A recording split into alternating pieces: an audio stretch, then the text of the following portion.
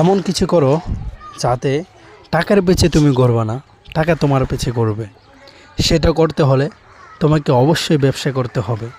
ব্যবসা করলে তুমি টাকার পিছনে ঘোরা লাগবে না, টাকা তোমার পিছনে ঘুরবে। আর ব্যবসা করতে হলে তোমাকে অবশ্যই কঠিন পরিশ্রম এবং অনেক পরিশ্রম করতে হবে। ঘরে বসে থাকলে হবে না। তোমার কাছে কিছু টাকা আছে, ওইগুলো কাজে লাগাও। তুমি মসজিদের ইমামতি করো, তুমি স্টুডেন্ট, তুমি মাদ্রাসার শিক্ষক। আমি তোমাকে বলবো, তুমি শুধু চাকরি নিয়ে বসে থাকবে না, চাকরির পাশাপাশি কিছু একটা করো, নিজেকে গড়ে তোলার চেষ্টা করো। নিজেকে অন্যের গোলাম বানিয়ে রাখিও না। নিজে এমন কিছু করো যে তোমার আন্ডারে অনেক মানুষ কাজ করবে, এরকম একটা মন মানসিকতা রাখো। ইনশাল্লাহ তুমি পারবে, তোমার দ্বারা সম্ভব। শুধু এটাই মনে মনে রাখবা যে আমি পারবো, আমার দ্বারা সব কিছু সম্ভব।